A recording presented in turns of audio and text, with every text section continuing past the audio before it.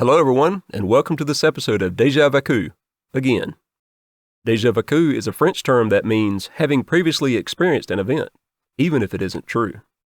While it is common for sequels of most video game franchises to carry over a majority of play mechanics, characters, and artistic stylings from one game to the next, sometimes a game is made that gives you the wait a minute feeling of having played it before while being presented as its own standalone creation. And sometimes that wait a minute feeling is even stronger when you realize that both those games are made by the same company. Devastators, released for arcades in 1988, and G.I. Joe, also released for arcades but in 1992, are both third-person action combat-based scrolling shooter games that were both developed and published by Konami. In Devastators, you will play as one of two members of a special freedom fighter team trying to remove a dictator and his army from a small country he has invaded. And in G.I. Joe, you will play as one of four members of a special team of soldiers trying to stop Cobra, a ruthless terrorist organization determined to rule the world. In Devastators, you start by picking a side of the arcade machine you want to play on and drop in a quarter.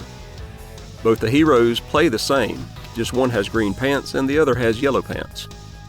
In G.I. Joe, you start by picking a team member if it is a two-player only cabinet, or drop a quarter in front of the Joe's colored area you would like to play as on a four-player unit.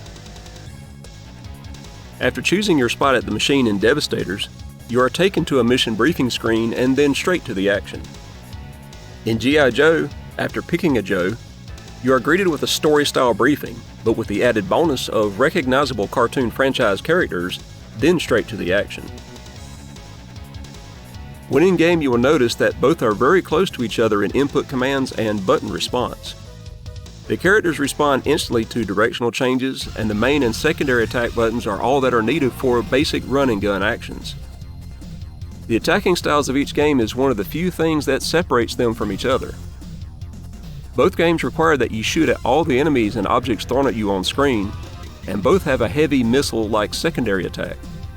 But Devastator's approach is to limit your main gun's attack range while putting you on a timer and leaving the advancement to the end of the stage in your control, while G.I. Joe's approach is to have most of the stages auto-scroll with your gun's range only being limited to where your target icon is currently located on screen.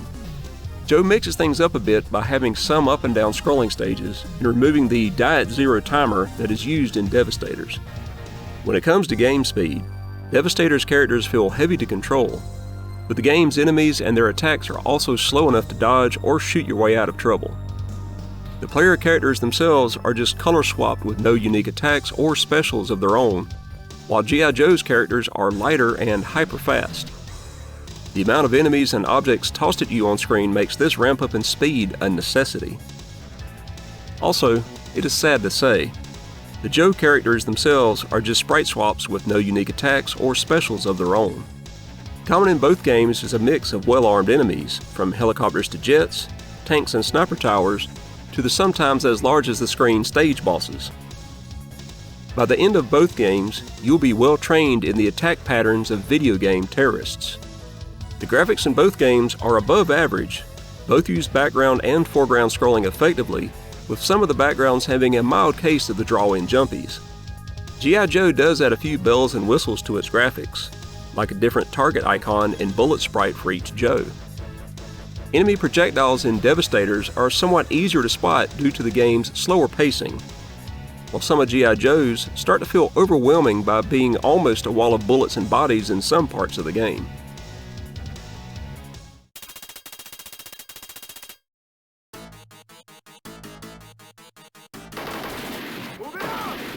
Devastators has serviceable sound effects and music, with an occasional hint of that unique Konami sound, but nothing that would raise the bar for other arcade games to shoot for.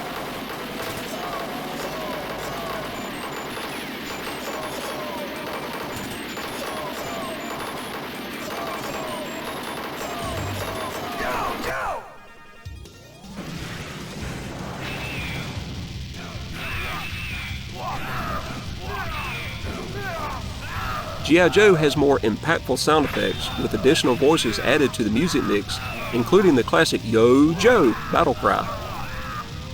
That unique Konami sound of the 90s arcade games is here in its full audio glory.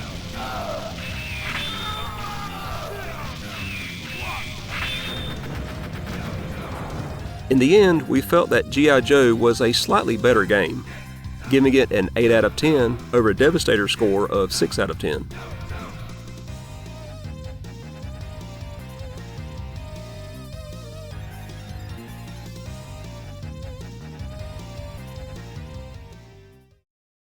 If you liked this episode, please consider hitting the like button and subscribing to this channel, and thanks for watching.